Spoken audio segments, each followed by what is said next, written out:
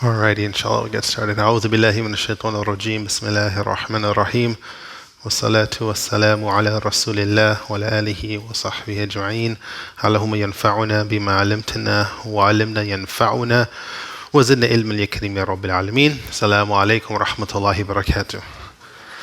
Inshallah, everyone's doing well. Good to see you guys all this cold morning. But alhamdulillah, as you see, the Prophet ﷺ went through a lot of struggles, so we're not doing too bad, alhamdulillah, at least with the comfort that we have here.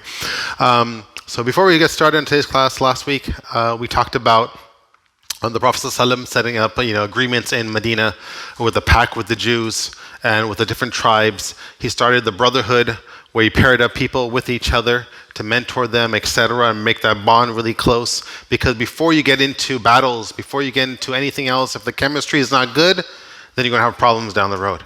And sometimes we see that in our Muslim community, whether it's a masjid board or an organization or Muslim governments, if they're fighting within each other and they don't like each other, etc., then you're going to see problems later on.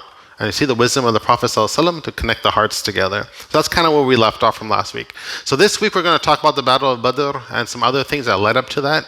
And then we'll get into some other things that happen also, inshallah ta'ala, afterwards. So obviously the Muslims have their own state in Medina, right? They're getting things established. But the Prophet ﷺ, in the 10 years he's going to live in Medina before he passes away, he's pretty much under constant attack or threats of assassination. Okay? And so there is always that threat that someone's going to come and do something, going to attack their land, because the Quraysh doesn't want the Muslims to establish themselves, because they're going to get strong and they might come back and attack them. So Abdullah ibn Ubay, I mentioned his name like last week or 2 weeks ago. You should really know his name because he was the head of the hypocrites. He said he's Muslim, he joined Islam, he has a nice smiling face, but in the background, he's doing some really, we say shady things, or really bad things, if you will. And so he used to have good contact with the Quraysh and used to talk to them, tell them what the Muslims are doing behind their back, etc. And so the Quraysh used to talk to him and said, you know what, if you don't get rid of the Prophet Muhammad, peace be upon him, you're there in Medina. If you don't get rid of him, then we're going to attack your whole town. Right? We're going to attack everyone, and you don't want that. So he tried to have a plan to what? Attack the Prophet ﷺ. The Prophet ﷺ gets aware of that. He hears the news, either from Jibreel alayhi salam or Angel Gabriel or through other means, and he meets with him and tells him, what are you doing? Why are you talking with the Quraysh for? Right? If you guys remember the pact from last week, one of the points of it was that you don't communicate, you boycott the Quraysh and you don't talk to them, you don't have relationships with them. That was with the Jews, but it was also for the Muslims, obviously, to follow. So he warns them. The Prophet ﷺ obviously just became Muslim. He takes him at face value. That's all. The Prophet ﷺ also receives other reliable information that the Quraysh is trying to attack them. And it's going to come at any time. So be ready if you will. So what they did is that Sa'd ibn Abi Waqqas, a very famous companion, he's one of the 10 that's mentioned in a hadith that's going to be in Jannah. There's a hadith in Tirmidhi and other places where the Prophet ﷺ mentioned 10 people, one by one, that will be in Jannah. Like I said, there's more than 10, but in this one hadith it lists as 10. So he's one of them. And he stood at the Prophet's door, like, it's like, secret security, and stood there and every night and will watch over and make sure no one will attack the Prophet while he's sleeping. Later on, there's a verse that comes down in the Quran, and I'm forgetting the surah, where Allah subhanahu wa ta'ala says that He will ya'sumuka minan nas, that I will protect you from the people. So the Prophet ﷺ got up and told Abu Waqqas later on that you could go home, Allah will protect me. I have a special protection, if you will. And he goes away. But this is the life of the Prophet ﷺ in Medina right now. We have the first verses ever to be revealed down to the Prophet ﷺ that gives him permission to fight. Physical fighting. Okay. We all know that Islam, when you talk to like non-Muslims, you say Islam means peace, which it means peace. It also means submission. It means multiple things to extent. Right? And that's true. But as Muslims, we're not pacifists. You guys know what pacifists are? Nothing to do with the Pacific Ocean. The pacifists means that they're not violent. That you punch them, they'll just lay on the floor and cry or something, right? I think Jains or something like this in India, they're kind of like that. They don't fight at all. They have concept, or Buddhists maybe, I don't know. Actually, I don't know. I'm not too sure. There's so many different fractions of Buddhism. But we're not passive whatsoever. But we only fight, obviously, if there's a need, the self-defense, right? And so this first verse came down in Surah Hajj. This is what we understand, the first verse ever to talk about permission to fight. And Allah subhanahu wa ta'ala says, أعوذ بالله من الشيطان الرجيم أذن للذين يقاتلون بأنفسهم ظلموا وإن الله على نصرهم لقدير الذين أخرجوا من ديارهم بغير الحق إلا أن يقولوا ربنا الله. Permission has been given for those, the believers, against those of disbelievers, to fight them because they believers have been wronged, and Allah is able to give them a strength. And they are the ones who have been evicted from their homes. They're the ones that got kicked out of Mecca, right? They're under persecution. So this is the baseline of fighting. It's because they've been, obviously, atrocities have been done against them. It's not just like, let's just kill them because they're not Muslim. And I don't know where this notion comes from. If they're not Muslim, just, maybe Fox News probably, most likely. But just to kill people just because they're not Muslim. I mean, that's just such a ridiculous thing that I don't know why people even believe in that, right? And I had non-Muslims come to me and say that. Are you going to kill me because I'm not Muslim? I was like, no, would you see blood on the ground all over the place if I was trying to do that, right? Well, you have to use some type of common sense, right? So anyhow, all right, so this is, Allah finally gives them permission that they're able to fight. Remember in Mecca, this wasn't there. All it was that if they do something to you, you either walk away, you make dua, you ask someone else to protect you. Of course, someone punches you, you could find them back, but not in terms of like a Muslim army, if you will. And here in America, we're living as non-Muslims, like we won't follow this, if you will. We'll raise a Muslim army up and go to another state or do something. That's ridiculous, right? But in other Muslim lands, then this is where this verse will apply to them, if you will. Okay, and also we have this verse in Surah Baqarah. This verse is very famous ayah, or verse that came down, especially after 9/11. If you were living amongst that time, I think most people in the room probably were, where Allah subhanahu wa ta'ala says, fight in the way of Allah those who fight you, but do not transgress. لا تعتدوا إن الله لا يحب المعتدين. Do not transgress the limits. Truly, Allah doesn't like the transgressors. But I remember after 9/11, and I remember I was in college at the time, it was very intense time. Everyone was quoting this verse. And kill them wherever you find them, and turn them out for whether they have turned you out. For fitna, we'll go over what that means, is worse than killing. And this is verse 191. There's like 3 verses here, or 4 verses. Right, this is verse 190. But they'll always start with this verse. They'll never tell you the verse before it. And I remember I used to go to non-Muslims, I opened a Quran to them, I said, look, this is a verse you heard on the news? They said, yes. Have you read the verse before it? I don't know the verse before. They never tell us, right? Well, just read the verse before it. Fight in the way of Allah, those that fight you. And I tell them, if somebody would punch you or hurt you or go to your mother and steal her purse, what would you do?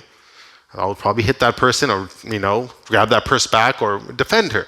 That's exactly what jihad is. Fighting those that fight you. You don't go fight anyone else if they're not fighting you. And if you know Surah Mumtahina, Surah 60, something in the 60s, I'm forgetting the exact number. But Allah subhanahu wa ta'ala talks about that there's nothing wrong if someone doesn't kick you out of your house or does not fight you for religion, to act nicely to them. Whoever, I don't care if they're a Satan worshiper, right? If they're not fighting you, then that's it. You can be friends, I don't know if you want to be friends with a Satan worshiper, but anyhow, you ask, you're decent with them, if you will. So fight those fight you, but do not transgress, right? Someone punches you back, don't punch them and their friend. And burn down their house. Because that's how the Arabs used to do back in the day. One person does something to them, they'll fight their whole tribe, kill their women, kill their camels, etc. So Allah says, do not transgress the limits, right? Allah doesn't like those who transgress. Okay? And then it goes on, do not fight them in Masjid Haram, and it goes on a little bit more about other things. So we might as well go over it since it's on the screen here, or the wall. Do not fight them at the Masjid Haram. We know Masjid Haram, Masjid in Mecca, there's no fighting that's allowed inside there. Unless they fight you there. So if someone does punch you back, then you obviously you can defend yourself, right? But you should not initiate fighting in the masjid. But if they attack you, then kill them, obviously, because they're trying to attack you. Such is the recompense of the disbelievers. But if they cease, so they fight you and like, okay, sorry, we did something wrong, we shouldn't have done it, then Allah is off returning the most merciful, most forgiving, the most merciful. So leaving Allah subhanahu wa ta'ala forgiving them even in the Masjid Haram if they initiate a fight. That's the mercy of Allah subhanahu wa ta'ala. They never tell you these verses. I don't know why. They never tell you these verses here, right? And fight them until there's no more fitna. That means disbelief. It could mean oppression. and the worship is only for Allah. But if they cease, once again, if they stop, let there be no transgressing except the wrongdoers. So this is a verse that kind of brought down the permission now for the Muslims to fight back the Quraysh because they're plotting against them to attack them in Medina. Anyone have questions on any of these two verses? No? Good. Alrighty. So there's some different skirmishes that started happening, or invasions that started happening, small little battles, if you will. And there's two terms in the Seerah books that you'll come up with, or at least in Arabic. One is called ghazwa, and one called saraya or sariya. Sariya is singular, saraya is plural.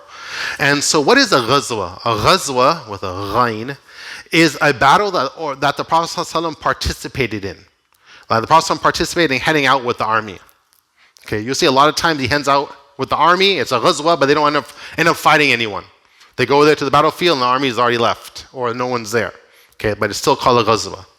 And then saraya is an army that's sent out from the Prophet sends out, but he doesn't go with them in that army. He sends out some other group and they go fight, and he's back in Medina, or he's doing something else. So it says in the books that there's a hadith that's mentioned that the Prophet participated in 19 battles. Some people even say 28 or 25. Right? And if you ever look in a Seerah book, I think I mentioned it last week, that usually 1/3 of the book is the Prophet's life in Mecca, which is 13 years. And 2/3 of the book is the Prophet's life in Medina, right? Even though it was only 10 years. Why? Because it's all about a lot of battles, which sounds kind of bad, but that's just the life, because they kept on trying to kill him. So obviously he's not going to sit there and just look at them. There's going to be battles that happen. And about 40 other ones where he sent out different armies to do different things, if you will. Okay, the Muslims have been under attack ever since the Prophet's time, even today, as we all know. Okay, the first battle the Prophet ever participated in is the Ghazwa al-Abwa. And that is the Prophet sent out on the head of 70 men, mostly the Muhajirun, Muslims from Mecca, and to intercept a caravan belonging to the Quraysh. Right, the Quraysh is obviously Mecca is south of Medina. They have to come up towards Medina to head to Syria, right? And so the Prophet will always look out for these caravans and try to intercept them, okay? Leaving behind Sa'd ibn Ubaidah to dispose affairs of Medina. And I want to bring this up because anytime he will leave Medina, who's the governor at that time or who's leading? He'll always appoint different people to lead. And he used to appoint different other people, not just Sa'd ibn Ubaidah, different other people he would do. And when he reached this place called Wadan, is this area between Mecca and Medina, he found that no one was there. So this is the first battle that he participated in, but there was really no battle, if you will. So this is called a ghazwa. You'll see in the Seerah books, if you read it, you'll find out there's so many of these things where the Prophet goes out to try to intercept a caravan and no one's there. And what a common criticism from non-Muslims, or those who hate Islam and other things, is that it made it look at the Prophet as kind of like a highway robber, right? He keeps on going out to all these caravans and try to stop them and try to raid them and take their money, etc. Right? How would we answer that if the Prophet goes out and he's tried to stop the caravan of the Quraysh? He wasn't stopping any of the caravans. It was mostly the Quraysh. How would we answer that if somebody brings that up? Because the Quraysh were fighting in their religion. Good. His human rights away when he was in Mecca. Exactly, right. And that's a simple answer, right? So there's an open war between the two countries or the two nations, right? I'm trying to bring up recently. Well, I mean, if we were fighting Russia, for example, and they have a caravan and they want to go through, United States and go through California, like, what are you doing? You can't just go through our land. We're at active war, if you will. That will never work, right? And so therefore, it's not about raiding their caravans. It's hurting their in terms of their infrastructure and their economic system, etc., because they're at war. It wasn't because the Prophet was doing it just for fun. Also, I think it gives them, psychologically, it just shows that the Muslims are not weak. They are ready to fight. If you want to fight, then we are ready. Definitely, right? Yeah, definitely. The Muslims are just a small country that just started, and the Quraysh's been there for so much years, and the Muslims we're ready to stand up to you. We're not like little kids. So it's also a statement they're making.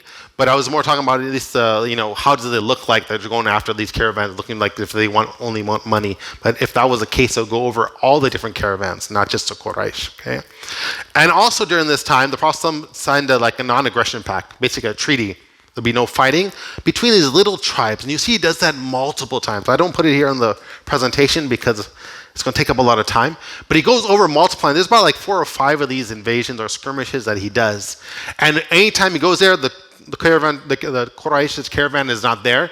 But he finds a tribe that's nearby. And what he says, we're Muslims, we're in Medina. And we would like to sign a treaty with you that we work together and we won't fight each other. We have a friendship, if you will. And he does that so much. And that's all be through wisdom. Because what he's trying to do, he's trying to find out who lives next to Medina. Because we have to make sure we're cool with everybody, right? We're in Garden Grove, make sure we have no problems with Fountain Valley or, Westminster or Anaheim, because we could get attacked anytime. And that's what the Prophet did. He makes all these agreements, even though they're not Muslim. All these people are not Muslim, but he signs agreements with them. Once again, it goes away from that notion that people say that, you have to become Muslim or we fight you. That's it. You have 2 options. Become Muslim or you die. Or face the sword. If you read his life, the Prophet's life, you don't see that whatsoever. Very rare that happens, if there is a case for that. I'm trying to think, but I don't really think one that comes to my head. But he says, he has agreement with them. Even though they're pagan worshippers and who knows what they're worshiping. But he has that, that bond, if you will, that we're neighbors and we're okay with each other. As long as we don't fight each other, etc. This was the first invasion under the leadership of the Prophet ﷺ. Took 15 days, went out there looking for the caravan, waited, they weren't there, and went back home. And they carried a white flag. They always have flags, it's called standards. If you watch these old movies of medieval times and stuff, not the place down in Buena Park, but anyhow. But if they have flags where the army will come and they will say that's their standard, okay? And the Prophet ﷺ will use a white flag, nothing written on it, really. Sometimes it'll be different colors. And they hold it in the middle of the army, and basically that shows where the army is. Why do you think they use flags for? What's so important about that? Unity, and also you have to think about these are 2 armies, but guess what? They don't have uniforms. So the Arab looks just like me. They wear the same clothes. So if we're fighting, we don't know who's who. Right? You're like, he's on our side. What color are you wearing? We're not wearing colors. So you want to stick where the standard's at, and you fight around them. Right? Of course, you should know your own people. But if you're in an army of 300, 500, you don't know exactly everyone was. So that standard was there. It was kept up. And if it would fall, then that would mean that you got attacked in the center.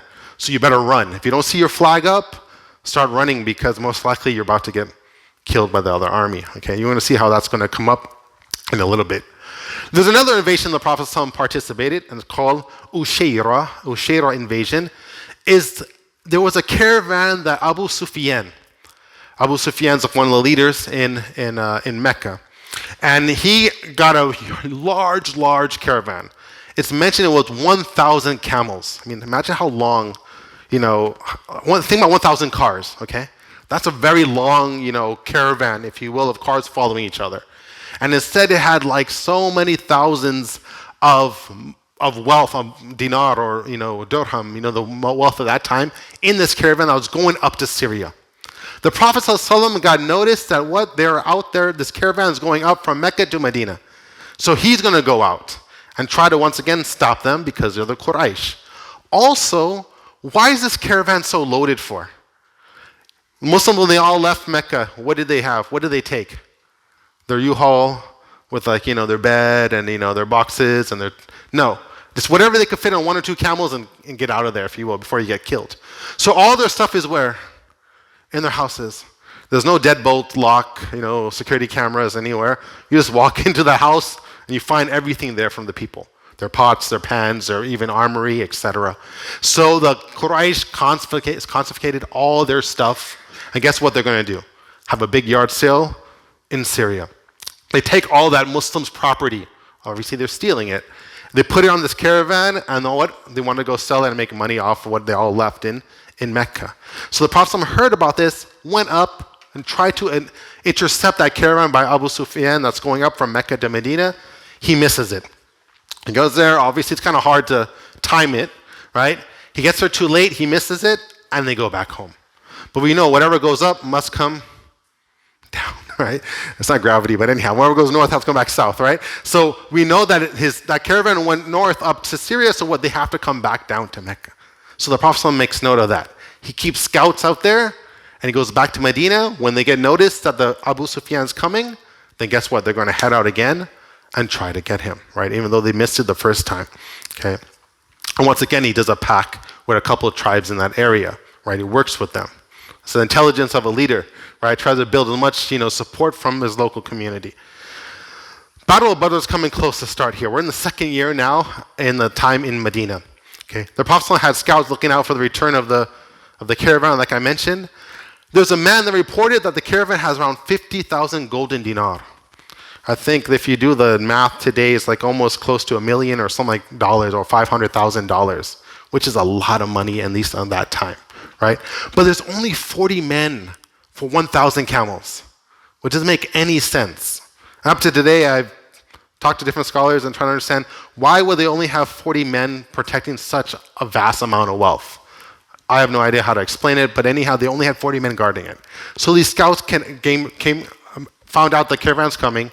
They go back to Medina. They tell the Prophet ﷺ, the caravan's coming, we have to go now. The Prophet ﷺ is in the masjid, and he says, whoever's ready, whoever has their ride ready right now, let's go, we're heading out. We're not going to have a battle, we're just trying to intercept the caravan. Caravan's not really an army, right? It's a little different, So they're not well equipped for a battle, but we're going to go out. So whoever's ready at that time, some people say, Ya Rasulullah, my horse is at the end of the city. Can you wait for me? He said, no. If you're here right now, we're going. And he took off and they left. With around 300 to 317 people, he heads out to try to intercept the caravan that's coming from north back to south to Mecca, right? There you go, right there. And the Prophet, there he goes, here's the numbers there. So the Prophet says some heads about 300 to 317. Every book has a different amount of people that they actually mention, so we'll mention that range. It was around 80 or so of Muhajirun, Muslims from Mecca that came and migrated, and 61 to 170, if you add those numbers together, you get around 231 of the Quraysh, of the Ansar, the Muslims in Medina. So the majority of the people that are ready with the Prophet ﷺ are the ones from Medina that were living there in Yathrib beforehand, okay? And the Muslims from Mecca are the minority, but they're all Muslim, obviously. They head out. They only had 2 horses and 70 camels. If you count that, that's only 72 animals to around 300 people, okay? And if you're out in the hot sun and you have camels, then obviously everyone needs to have a ride or else you're going to have to walk. And so what they would do, they'll have 2 people on a camel or they'll trade back and forth. Even the Prophet ﷺ did that. He had people with him, and he would get off his camel, and he let other people get on his. And no one wanted to go on the Prophet's camel because they thought it was disrespect. But the Prophet made them go back on his camel, and he walked. Right? This is the famous example of, maybe one of these days we'll get to the life of Umar radiallahu anh, when he came into Palestine, and he was going to get the keys to Jerusalem, right? Because the Muslim army defeated them. So, but the leader in Palestine at that time said, I want to give the keys directly to Umar, your leader. I don't want to give it to you, right? So Omar came and he was riding with his servant and they were switching back and forth. When he walked into Palestine, his thobe had a lot of holes on it. This is the leader of the Muslims, right? No diamonds, no rhinestones, no nothing. Just a regular thobe. He had a bunch of like patches on it from holes. And his servant was riding on the camel. So I believe the leader of the church at that time, or Palestine, comes and he gives the key to the guy on the camel and says, here, you are the leader of the Muslims. And he says, I'm not the leader. This one is Omar. That's Omar. He's the one who is the leader. And you could see that you wouldn't tell them apart because they didn't live that fancy life. You just heard, I don't know if you guys heard, when Mubarak passed away, he had like $700 billion of palaces and money that when he died, he kept with him. I lived in Egypt for about 6-7 years, so I'm a little more sensitive to what goes on in Egypt.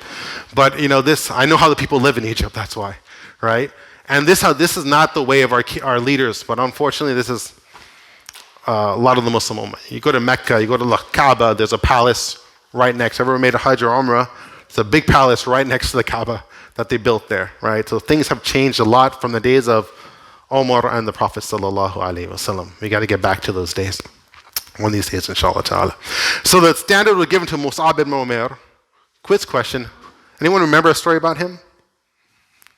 Somebody. The first one who went to Prophet Muhammad and then to teach the Quran. Very good, very good. Alhamdulillah, you make me happy, mashallah. Right. So he was the Prophet sent to Medina to to do dawah. Remember that? He went to almost every single house before the Prophet came to Medina. And even he had that incident where the leader of in Yathrib told him that I'm going to kill you if you don't get out of my city. And he said, what? Sit down, listen to what I have to say. And if you don't like it, you could basically kill me. And that person became Muslim because Musab ibn Umair, the way that he was able to, explain Islam to them. So anyhow, he's given the standard, and that's an honor. He's holding the flag. The army is divided up into battalions, the Muhajirun, Muslims from Mecca, and was led by Ali radiallahu anh, and the Ansar, who's Sa'd ibn Mu'adh. And they're broken up in two flanks, if you will. You see the wisdom of the Prophet ﷺ. He leads the people who are there, who know each other, to be part of one group. And the Ansar, or the Muslims from Medina, they've been growing up with each other. Let them work together, if you will, right? Even though they're both Muslims, you say, no, why is this separation for? Sometimes it makes sense because they know each other very well and they work with each other. So it's not racism or some type of separate, segregation that's happening here. But we're on a battlefield. We want people to feel comfortable with each other. So the Prophet ﷺ even does that on the battlefield. Doesn't mean we need to have a Paki masjid and an Arab masjid. Okay, don't go to that extent, right? But it shows the wisdom of people working together, at least on this stage here on a battlefield. And the Prophet ﷺ also recognizes that. Abu Sufyan, of course, he has his own scouts. He hears that the Muslims are coming. And the scouts tell him that the Muslims are heading your way, be careful. Abu Sufyan does his job, and he sends, he sends a messenger to Mecca to go really quick and go to Mecca and tell them, hey, the Muslims are going to attack our caravan. We only have 40 people. We need help right now.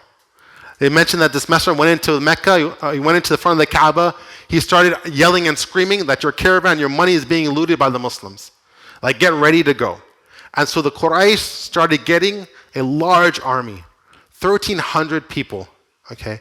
You're going to see it's going to go to 1,000, 300 is going to defect in a bit, but anyhow, 1,300, 100 horsemen, right? Muslims have 2 horses, right? They have 100 horses, okay? It's not fair if you think about it. The numbers are way off, 1,300 to around 300. That's 3 times, if you will, more than a little bit, 3 times our army that's coming your way. And they start heading out to help out Abu Sufyan because he sent this message and they're trying to go out, if you will. Abu Lahab, he stays back. He's one of the leaders of the Quraysh. But he says, you know what, I'm going to send this guy. He's going to go with me. Remember Abu Lahab, the one with the big mouth, when the Prophet went up on the mountain and stopped everyone? And he said, may you be perished, right? Well, the big mouth man doesn't want to go this time, right? He's just a little scared. Could be number 1, he's from the same tribe of the Prophet ﷺ. So if he goes in the battlefield, who do you think he's going to see? His cousins, right? His uncle, his own blood, if you will. And if you have to sit on the other side and fight them, that's very tough. But he hates them if you think about it. But when time comes tough, you see who the real people behind their talk is. So he sends someone else to go. Okay? Abu Sufyan then sends a letter back to the Quraysh and says, hey, it's okay, I don't need the army anymore. He took another route towards the sea, to the Red Sea, and Muslim army missed them, and he was able to avoid them with 1,000 camels. He was able to avoid them and get back into Mecca. So he sends a letter to Abu Jahl. It's okay, send your army back, we're fine, everything is safe. But Abu Jahl is what? He wants to kill the Muslims. He's very hot-tempered, he's a very haughty type person. He said, you know what, let's keep on pushing forward. Let's end the Muslims right now and then. We don't want to give them any chance to become bigger. So he heads out with them and he continues, even though Abu Sufyan said not to come, if you will. Okay. Abu Jahl urges the army to proceed to Badr. Badr is it's west, around 150 miles southwest of Medina. Okay, you can still go there today. You're not going to really see like the battlefield how it is. There's a city now there, obviously. But you can visit it if you want to, if you ever make Umrah or go to Medina. There's tours that people go out there and you can see an area where they still have wells there where the battle somewhat took place. I haven't myself been there, but anyhow. So he urges them to go out, and he's kind of partying. He stops the caravan, they have their drinking, they're having women dance, because they think it's going to be an ease. They're going to beat the Muslims down so easy. Very, conceited and think that they're going to win. The Muslims, on the other hand, hear that the army is not going to stop. They're coming their way. The Prophet ﷺ is in a very hard position. He's too far out from Medina to head back in time, and he's too far out to move to anywhere else. So he either has to stay where he's at because he doesn't have enough time to get back to Medina. And if he would go back to Medina, guess what's going to happen? That army is going to what? Come into Medina. You don't want them to come into your main city, your headquarters, because if they win, then they're going to take over, and Islam is done. There's no more Islam after that. That's it. It's going to be over. So he goes out and he goes towards. They face them, the Quraysh. Continue. They go out to this area called Badr. It was a close area there, and they knew that there were some wells there. If you're out in the desert and there's no water anywhere, so you want to go a place where there's wells so you could drink water and for your army, and obviously you could have some time to rest and get ready for this army that's coming. So the Prophet ﷺ held a meeting. What should we do? Now, he's a prophet of Allah. Like, doesn't matter what anyone else thinks. Whatever you think, you're the prophet of Allah. But he's not on a big pedestal sitting on a throne. He still he gathers everybody and gets the leaders. What do you think we should do? The Quraysh army is coming. What plan should we have? Abu Bakr is there, Umar is there. They said, you know what? We'll go ahead and fight. We'll follow you, whatever. They even make a very interesting statement that if you would go in the sea, we'll go in the sea. And the Arabs didn't like water at all, meaning that we'll follow you everywhere you go. But the Prophet ﷺ wanted to hear from the Ansar. Why did he want to hear from the Ansar? Because the Ansar, if you guys remember the pledge of Aqaba, go back a couple years, is that they signed this pact with the Prophet ﷺ that will defend you as we defend our own family, if you guys remember that part. But that was only in Medina. In Medina, we'll defend you. But in the contract, it didn't say if they're outside of Medina that they have to defend him. So the Prophet was a little bit worried, what are they going to do? So he asked their opinion, and they said, you know what, we'll stand by you and we'll fight with you. And it's even mentioned in some of the narrations that some of the Muslims said, we won't do how the children of Israel, the Jews, did to Musa alayhi salam. Right, anyone know the story of that? What did they say? And when they were going to Palestine, right? And they told Musa alayhi salam, you and your God go fight, we're going to sit right here.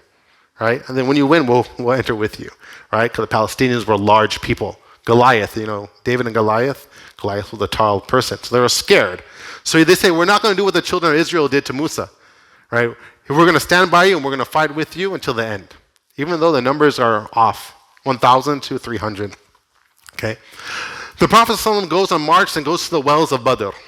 The wells are here in the front. He stops his army right here and he packs up.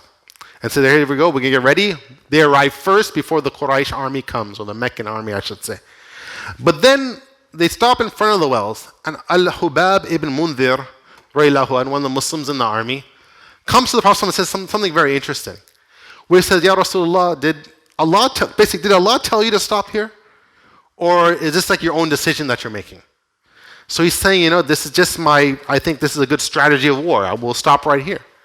But he said, it's better if we actually go in front of the wells. Why should he go in front of the wells? They'll have the wells to themselves. So when they go, when the Quraysh army comes and they're looking for water, they're not going to find any. And they're going to be what? They're going to be thirsty out in the hot sun, right? So they have the water fountain is basically, they're owning it. So they'll have nothing. So he says, okay, you make a good point. Let's move the army in front. What's a big lesson in that? The thing is that the Prophet ﷺ, it mentioned in Surah Najm that the Prophet ﷺ does not speak of his own whims, but only what has been inspired to him. Right? But in terms of war and where to stop or something, that's not like a sunnah, that's not worship. It's just that's what his own opinion was. So that's what Hubab asked him, is this what Allah told you to do, or is this from your own opinion, that you think this is better? So no, this is from my own opinion. So here there's like a big discussion in the books of fiqh and other aspects, is that does everything the Prophet say, is it directly from Allah subhanahu wa ta'ala, or guidance or decision making, or is it sometimes he picks his own, what he wants to do? But when in terms of like rulings and worship, obviously that's from Allah subhanahu wa ta'ala, right?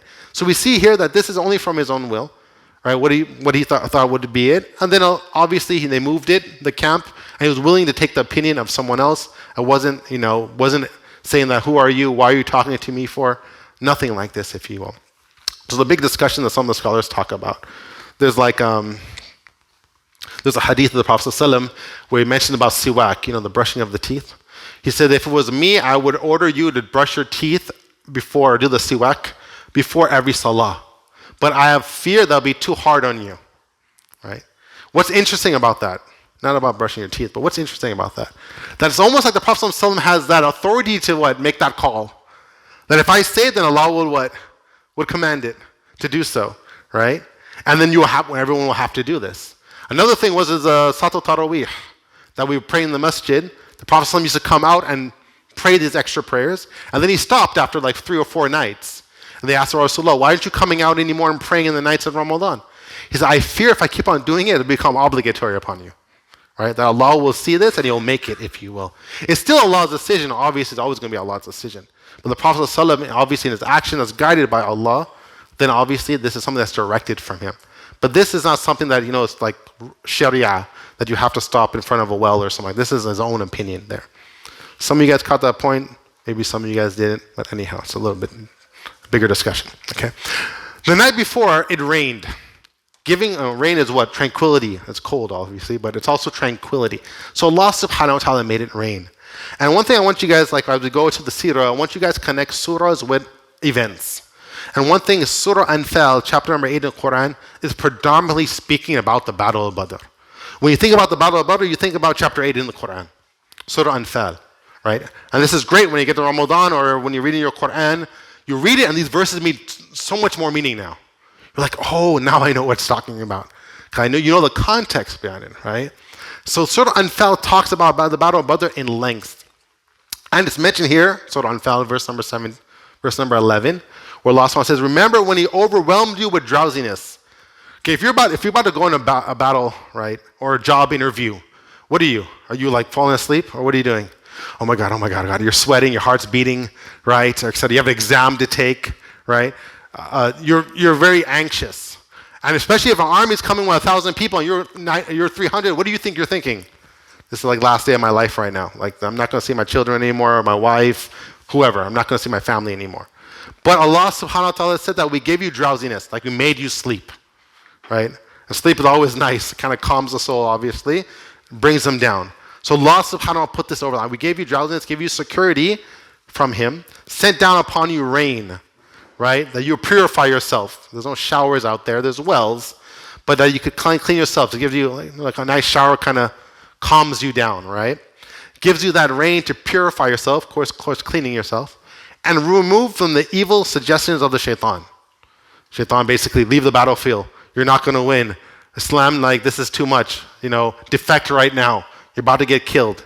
But no, it didn't. Allah removed that from their mind and made you steadfast, your hearts, and plant firmly your feet. If you ever, I think everyone has been to the beach before, right? You ever try to run on the beach? It's kind of harder. It's like your foot keep on going in the sand. Same thing here, then a big desert. But if you wet that sand, what happens? It becomes a little bit more solid. It's easier to fight, either to have your horses on it, if you will. So Allah said, we made you have that ground was wet, so you have more stronger footing in the battle. Allah is getting all these things for them, obviously, because of their belief. Sorry? I'll help all the army too. Let's only rain on one side. But I doubt it only rained on one side. It'll be kind of interesting. But I wouldn't doubt it. Allah subhanahu wa ta'ala could do all things. But anyhow, it does help both. Right? The Meccan army came, set up their camp, and they find what? They're deprived of water. They've been coming. Mecca is a lot further than Medina to Badr, obviously. So I wanted to make one point from last week. I think I showed you that map of the Hijrah. You guys remember that? I sent out the PowerPoint too. I put 460 miles for the distance between. That's actually wrong. That's kilometers. I counted kilometers and I put miles. So it's actually 280 miles. Okay, so sorry about that. If you have your PowerPoint, if you could make that correction, or just mentally make that correction. And it takes around about 10 to 12 days to take that journey. Okay, so I wanted to mention that also. So anyhow, so they're obviously a lot more tired than the Quraysh, if you will. So this is now the 300 of the army, of the Quraysh army left. Because they were from a different clan.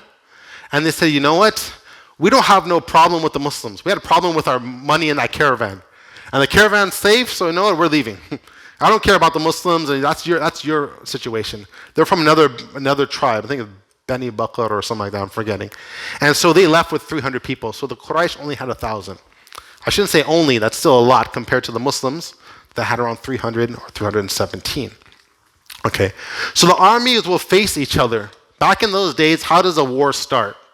Like I said, you saw these old movies, very similar, where one army stands in front of the other one, they look at each other, and what do? You send out one of your warriors, and they send out one of their warriors. And they go at it right in the middle of everybody. Here they send out 3 people. They had Utbah ibn Rabi'ah, they had Shaybah ibn Rabi'ah with Utbah's brother, so it's all part of one family, and Utbah's son, Al-Walid ibn Utbah. So he sent out his whole family, which is probably not too smart, but anyhow, he sent out his own family. So the Quraysh sent out, these are their main warriors. They come out, they stand there, and they said, all right, Muslims, you send out your 3 best. And so the Prophet ﷺ sends out 3 of the Ansar, or people from the Ansar, if you will, the Muslims from the Ansar. But they say, we don't even know who these people are. We want the ones from Mecca that became Muslim. We know them. They're from our own tribe. So the Prophet said, okay, if you want them, he called them back. He sent out Ubaidah ibn Harith, Hamza, radiallahu anhu. You have to remember Hamza, the uncle of the Prophet ﷺ. He's the one that whacked Abu Jahl on top of his head. And Ali, radiallahu anhu, who's still kind of young, in his maybe 20s now, if you will, or even more, a little bit, maybe early 20s. But he was a great warrior also.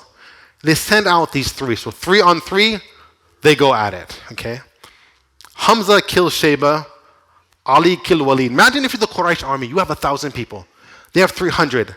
And you send out your warriors, and you're looking, and you see 2 of your guys get killed immediately. How are you feeling now? You're like, what's going on? Hold on. And you see that enters her heart. But Ubaidah he's the one that actually got stabbed in the leg, and he fell down. He was about to get killed. But then Hamza, I don't know what the ruling of these things are. Hamza jumps on the other guy and chops his head off and kills him, if you will.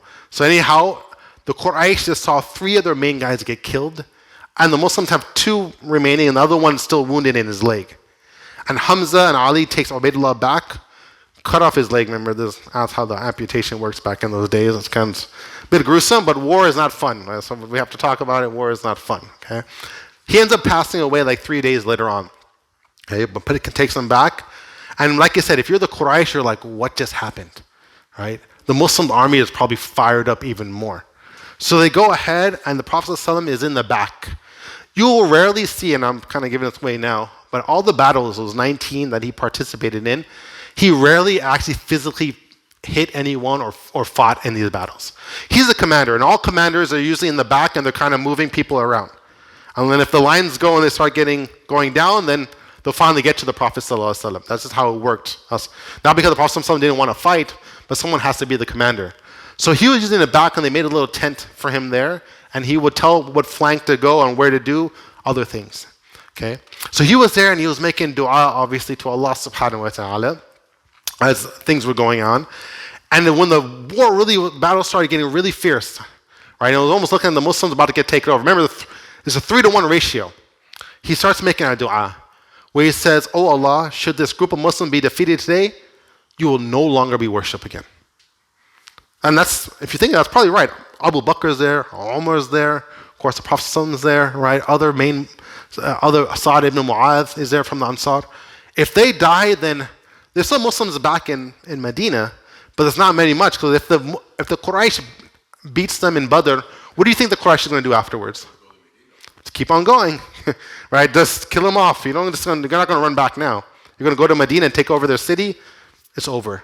Okay, it's over now. The Prophet's not going to be there. They're going to lose morale, and that's going to be it. So the Prophet said, if we get defeated today, there'll be no one that worship. It's not a threat to Allah subhanahu wa ta'ala, obviously, but he's saying, Allah, basically, I need your help, right? And Allah answers the Prophet's dua. Something really, really amazing happens, and that is the malaika, angels come down and fight along with the Muslims, right? That is a really big bonus, right? Allah subhanahu wa ta'ala mentions, of course, in what surah? Anfal. Now remember when you asked for your Lord for help, and He answered you, right? فَاسْتَجَابَ لَكُمْ, right? That indeed we will reinforce you with 1,000 angels, following one by another. So it's mentioned here that some of the Quraysh, when they were taken captive, they're telling the Prophet, this guy didn't take me captive, but it was someone on a horse that was wearing all white, had no hair, is bald, And he came and he was like taking people down. That's the person that stopped me. I don't see him here. And the Prophet's laughing in the back, obviously, because he knows who it is. He's talking about the angels were basically fighting along with the Muslims, right? And basically killing them off and beating them down. And so when these 1,000 angels come, obviously now it's a fair fight. 1,000 on 1,000 on 1,000, or 1,300 on 1,000, if you will. And the Muslims start winning the battle more and more now, obviously. There's only twice, from what I know, that two battles that the angels actually participated with the Muslims. The Battle of Badr, and we'll see in the Battle of Hunayn later on, right? But no other battle, because you'll think, that's not fair. The angels come down, that's gonna, obviously they're gonna win every single time, right? But it only comes down at this time and at one other time, you don't really see them participating. And it's a lesson that Allah subhanahu wa ta'ala is teaching them that what? Don't expect that all the time, right? Don't expect that you're always going to be haughty, that we're going to have the angels participate with us, and we're going to beat them, etc. Right? So there's a couple lessons in there. At this moment, the Prophet ﷺ, he takes a handful of sand and he does something different, where he throws it towards the army of the Quraysh. Handful of sand is not going to do anything, okay? But what did Allah subhanahu wa ta'ala do? He says, and you did not kill them, but it was Allah that killed them. And you threw, O Muhammad, and you threw not, O Muhammad, when you threw, but it was Allah that threw. Basically, you did your action, but Allah is the one that caused a sandstorm to happen. And if your sandstorms happen in the desert, if you guys ever been in the desert or seen a sandstorm, it's very hard to see, and it hurts your eyes. You can't have a battle in a sandstorm. So he threw the sand, it became a sandstorm, and the Quraysh were going crazy. They don't know, you can't see who you're fighting anymore. And so they started panicking, and that's when they started retreating, if you will. And he might test you, the believers, with a good test. Indeed, Allah is hearing and knowing. What do you think that test is? But you threw, right? You did not kill, but Allah killed. Allah basically assists you in the killing in the battle. And you did not throw, but Allah is the one that actually made that sand go through. And that you might test the believers with a good test. What is that test? Go ahead, someone. Hardship. Okay, good. All right. But also what? Steadfast. I'm going to dig a little deeper. Persistence. That true victory is from Allah subhanahu wa ta'ala. Not this, if you will, right? And not this, that I'm so smart, I have so much muscles, look what I could do. I could shoot an arrow, I could shoot a gun, whatever the case may be. But it's really Allah subhanahu wa ta'ala that victory always goes back. Stay humble. Right, you're going to lead the land, you're going to get victory, but always turn back that you know where that victory comes from.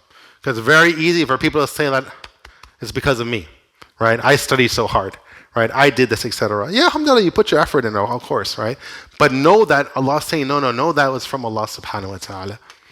So, that was about the Battle of Badr. When was it? Oh, of course, afterwards. Yeah, afterwards. More like when there was a general sense of, we're so powerful, or just a misdirection of the events that occurred. It definitely came almost like the day after or a couple of days after, because you're going to see there's some verses in there. What does Anfal mean? Anfal means like spoils of war. If you know what spoils of war is, basically after the battle. If you're in a battle and you're retreating, you don't run with your with your armor or your sword, because it's going to slow you down, in your shield. You drop it and you book. You just run. So what happens is that usually there's horses and there's armor all in this area. We call that spoils of war, okay? And so what happened, that gets all collected. And everyone's like, oh, good, I got a new shield, I got a new sword, I got some, this here, I got there. And people start taking, looting almost, right? And so Anfal means that Allah subhanahu wa ta'ala sends down the rules. When things are collected, where does it go? Right? And you will see that 1/5 goes to the Prophet ﷺ, and you get to distribute the rest to the army, etc. So obviously that sort of these verses had to come right afterwards, if you will. Exact timing, Allahu Allah, I could kind of go to the tafsir for that, but anyhow. Okay. The Quraysh begin to give away, and their numbers were dwindling. The Muslims follow eagerly, retreating each step, slaying and taking captives whoever fell in their reach. So whoever they got, they basically took captive. And one of the big people, obviously, that died amongst the Quraysh is Abu Jahl. You guys all know Abu Jahl very well. We've been talking about him for a lot. What he did against the Prophet ﷺ. Abu Jahl, if you read his story, of course, Allah subhanahu wa ta'ala is the most just. We all know what he did to the Prophet ﷺ. He hit him on his head, called him names. He used to be the one that would walk behind the Prophet ﷺ and make noise while the Prophet was trying to preach to people like a little kid. Right? All these different things. In this battle, it's mentioned that there's two small kids, not kids, I should say, like teens, if you will. The Prophet ﷺ didn't allow children in battles, but teens, if you will. And they are obviously want to help out. And so they said, like, what can we do? And so they went around and said, who's Abu Jahl? We don't know. We want to try to fight him. And someone pointed him out, that's him right there. And so they both had a sword, these young individuals, and they ran over there and they ended up jumping on him and actually killing him. Not Abu Bakr or Umar or someone at his age level, but younger individuals end up killing him, right? As a what? Almost like an insult to him, as he was such a noble person. And they were so happy, they went back to the Prophet ﷺ, like, we killed Abu Jahl, we took him down. And they're excited, right? The Prophet, and they were arguing with each other, who was the one that killed him? And the Prophet said, let me see your swords. Let me see who was the one that actually did it. They say, no, both of you guys did it. So alhamdulillah, he gave them that recognition, if you will, right? And so he died in that state, where because all of what he did, Allah insults him and puts him down, right? And it's mentioned while he's on the floor, Ibn Mas'ud radiallahu anh, another person that he used to threaten and so forth. And he was a very small individual. He went to Abu Jahl, put his foot on his neck, and said, where are you today? What happened, right? He's like, no, I only got beat by my own people. Try to basically throw some sarcasm at him. But anyhow, it shows him that he died in that state and humiliated. Allah subhanahu wa ta'ala will humiliate these individuals.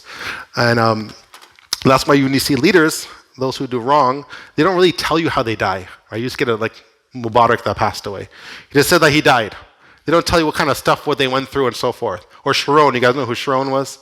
Right? It's like super evil person. Never hear what kind of state they were, right? Because it'd be humiliating if he was, on some type of bed, with a ventilator and punishment. You see a lot of these leaders, they don't die immediately. It takes a long time. They go through a long struggle. Maybe they're in some type of hospice care, Allahu alam, right? But they never really report that. But when they're up and they thought they're the best in the world and they were killing off people, they love their picture everywhere, right? But they never see them when they're in this state here, right? But Allah subhanahu wa ta'ala, we have these reports exactly how these people were when they died. When the war activities concluded, very interesting stories that happened after the war concluded. Mus'ab bin Umair, same Mus'ab bin Umair that we mentioned before, he saw his brother on the battlefield and he was taken as captive. So I want you guys to think about this. People are fighting their own brothers, their own family members. And a lot of people like to say, and I like to say it too, that I wish I was alive during the Prophet's time. Like I could go and I could kiss his hand, I could sit down with him, I just touch him, just hear his voice. That's enough, But at the same time, would you be able to remain Muslim during his time also? It's good to I want to sit with them and get this barakah. That's a happy moment. But how about if you have to go to a battlefield and you see your brother on the other side? Or it's even about Abu Hudayfa. He saw his own father on the other side. And his father died, right? And he saw his own dad. Even though the Muslim, non-Muslim, you obviously understand that.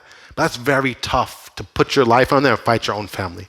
Mus'ab bin Umair, he sees his own brother.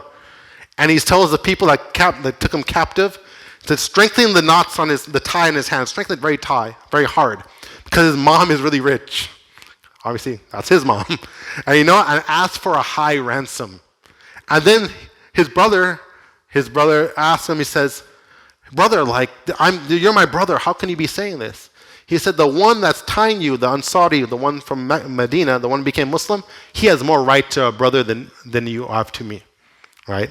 So cutting even the blood family lines to the religion, that's actually stronger. That's hard to say those words, very, very hard, right? But those are the things that they were tested with. Inshallah ta'ala, we'll never have to face those type of tests, but anyhow, that's what they did. And that's actually the whole story here, if you will, okay? 14 Muslims, subhanAllah, only died. One is enough, obviously. But in a battle of 1,000 to 300, only 14 Muslims that were Shahid or were martyrs. Inshallah ta'ala, they're in Jannah, may Allah accept them, obviously. And 6 were the immigrants, and 6 Muhajirun, and 8 from the helpers. The Quraysh had 70 of them killed. Out of 1,000, you think that's not too bad, right? Abu Jahl was one of them, one of the main leaders, right? And you think about how many of them actually ran, right? Ran away. If it's only 70 that died, and about 70 were also taken as prisoners, only 140. The rest, they were cowards and they just left, right? They're like, oh, that's it. Abu Jahl is gone, then we're out of here. Because they're fighting for what? What are they fighting for? Pride, right? that we're the Quraysh, that we're big and bad. What are they fighting for? Jannah, right? They're from, this is like my life, this is my faith, this is what the world is about. For Islam, this is for Allah subhanahu wa ta'ala. This is going to be much stronger than material wealth and pride and so forth, right? And your nationalism and so forth, right? And that's why you see that almost three-fourths of them just leave the battlefield and leave, even though the Muslims are only 300. Okay.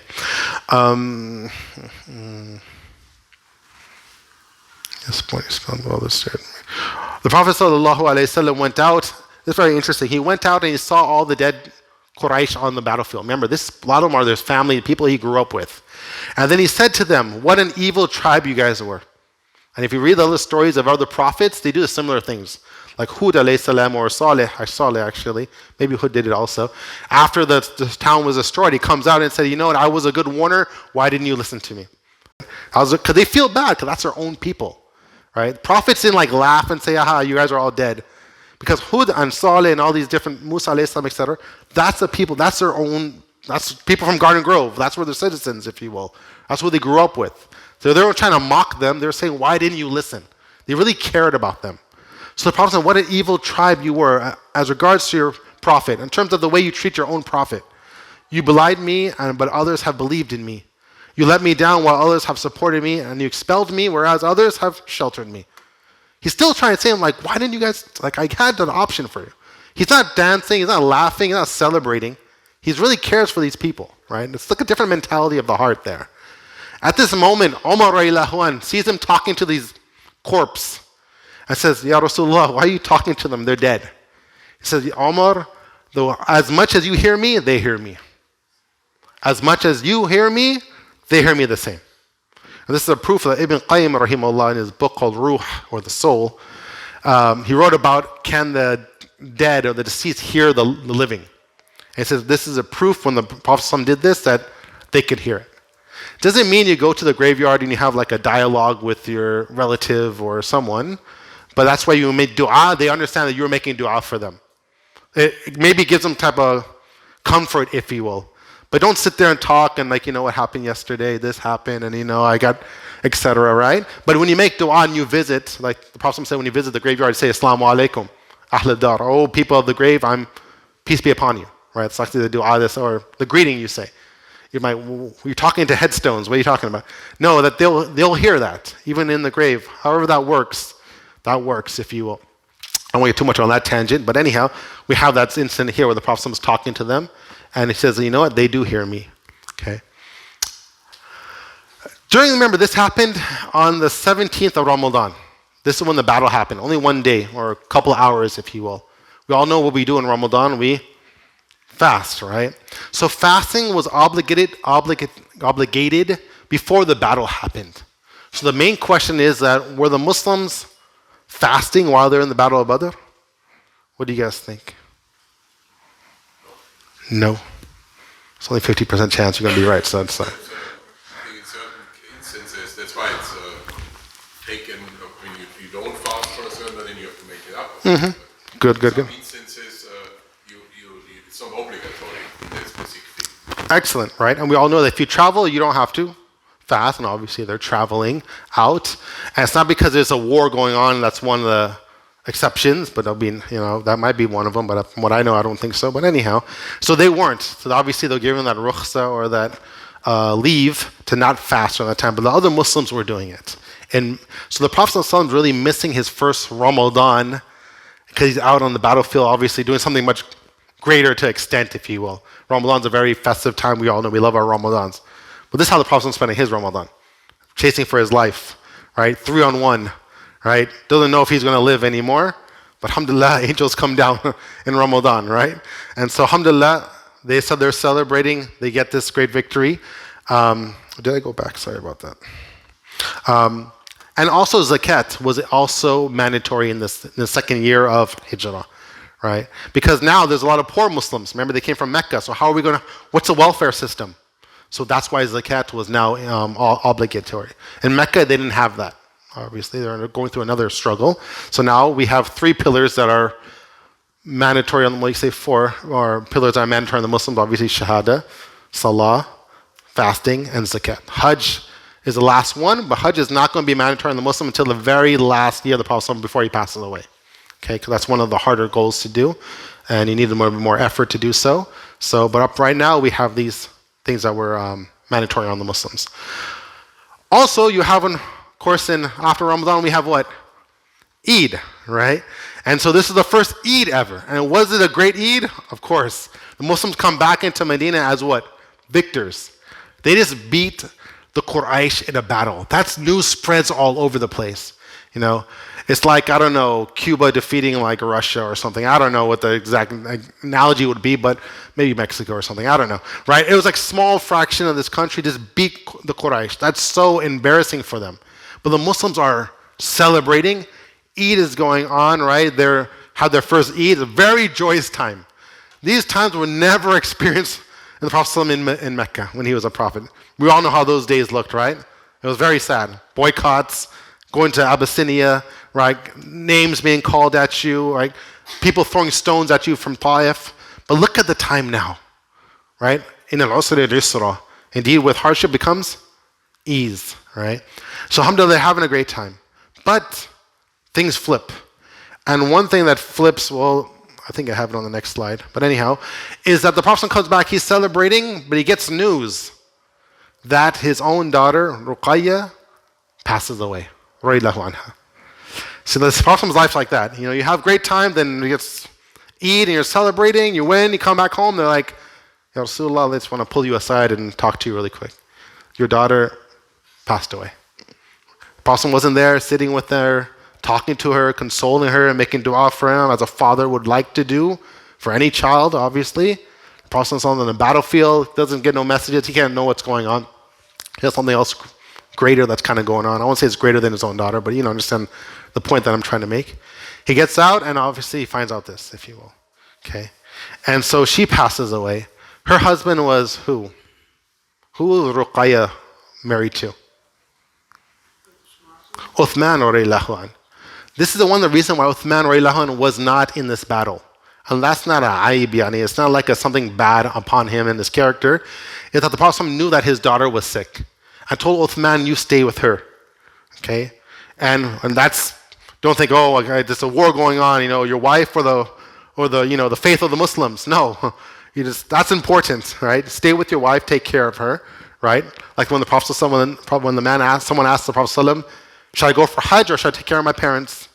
Right? Or should I go for a battle, take care of my parents? The Prophet said, stay with your parents. Right? Everyone's situation might be different. So that's the reason why Uthman radiallahu anhu didn't participate in that battle. Right? So Ruqayya passes away. He ends up marrying Uthman, the other daughter of the Prophet Kulthum. Okay? That's why Uthman's known as Nurayn, the two lights, because he married two of the daughters of the Prophet. I mean, I don't know, that's such a great thing, you know, that you're part of the Prophet's family. You get to marry his daughters, you know, and inshallah, I'll help you in the Jannah, you know, get inside there if you will. But Uthman was such a great person anyhow, didn't really need that. But alhamdulillah, it's one of the honors that he had. Abu Lahab, let's go back to this. Remember Abu Lahab, he paid someone else to go fight for him. He wanted to stay back, maybe a little scared, maybe some other situations. When he heard the bad news of what happened, the Quraysh lost, right? Abu Jahl passed away, all these different things. He went to one of the Muslims and started beating them down.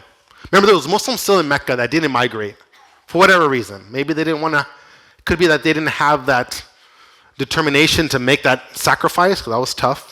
Or they physically couldn't do it because they were going to either get attacked or killed or something, and they weren't able to escape. So this is one of the person, Abu Rafi', that was there. He starts taking out his anger on them, right, and start beating him down, etc. There's a lady, Fadl, right, that comes and goes up to Abu Lahab and sees what's happening. It's a woman, okay, that sees what's happening. She goes up to Abu Lahab and hits him with a log on his head. Okay, right? So watch out for logs, you guys, when you walk out the door today, right? Hits him with a log on his head, cracks his head open, and he ends up in 7 days, and he dies of an ulcer, internal bleeding in his head, and that's how he dies. Remember how Allah SWT, handles those who, were harsh on the Prophet ﷺ and the Muslims? They die in despicable ways. It's mentioned that he died in this state, internal bleeding. If you turn and bleed, you can't like put a Band-Aid anywhere. You just suffer. You can't like, it's inside. You can't go inside and stop it, right? Especially in those days, they don't have these type of, inventions that we have today. So he suffers for that long. And it's mentioned that he died in a state where his own children didn't want to touch his body because it was smelling really bad. And it's mentioned that he was left out to lie on the ground for a while, and they had to push him into a hole. And it's like because his body was reeking of bad smell. That's the punishment that he gets, right? Like I said, those news doesn't come out about our modern day leaders, but that's how he dies. Abu Jahl is gone. Abu Lahab is gone. Some other people that died in another battle, they're the main leaders are gone. Abu Sufyan now takes over the main leadership of the Quraysh. Okay, he's also related to the Prophet ﷺ through a different chain of the family tree, but he's now taken, and he obviously has a lot of venom for the Prophet ﷺ. What do we have? Oh, it's 11:50 exactly. MashaAllah. Okay, so alhamdulillah. So anyone have any questions on what the battle and any question on what happened or anything else that I went over? So. I think he might be in Uhud. I'm not too sure. Could be. I gotta check inshallah ta'ala. That could be there if you will. I know it's a lot of storytelling, but anyhow, inshallah you're benefiting from it and you're, alhamdulillah, it's good to see the struggle of the Prophet ﷺ. If anything, alhamdulillah, we'll continue. Next week I had some other stuff I want to go over today. I guess we never got to it. But we'll see that the Jewish tribes, they start acting up in Medina. So one thing about the Quraysh, they're outside, right? But internally, the Jews are what? They get a little scared now. Like, wow, the Muslims actually have some oomph, they have some muscle. So they start trying to cause some harm to the Prophet ﷺ and do some annoyance to the Muslims that are living there. And it's interesting, we're going to see, they come up and they tell the Prophet ﷺ a very interesting statement. I'll end on this. Where he says that they're doing some things that harm the Muslims. The Prophet ﷺ tries to stop them and talk to them and say, why are you doing this for, etc., etc. And they make a statement. They said, you know what?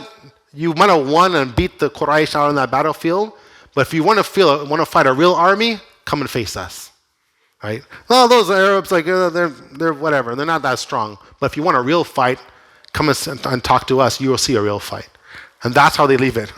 I don't know if your neighbor tells you that. What are you going to think? That you want to be friends with you? No. So we'll see that next week. What happens to them? And we'll go from there, inshallah ta'ala. At the end, we'll make dua. We ask Allah subhanahu wa ta'ala, Ya Kareem, Ya Rabbil Alameen. We ask to send peace and blessing on the Prophet Muhammad sallallahu alayhi wasallam and his family and his followers until the day of judgment. O Allah subhanahu wa ta'ala, forgive us for our wrongdoings, strengthen our iman and taqwa. O Allah subhanahu wa ta'ala, help the Muslims that are suffering throughout the world and locally, Ya Rahman, Ya Rahim. O Allah subhanahu wa ta'ala, we actually accept this class for us and make it on our scale of hasanat on Yawm al-Qiyamah. Subhana rabbika rabbil izzati amma yasifun. Wa salamun ala al-mursaleen. Walhamdulillahi rabbil alameen. May Allah bless all of you guys. We'll see you next Sunday. Assalamu alaikum wa rahmatullahi wa barakatuh.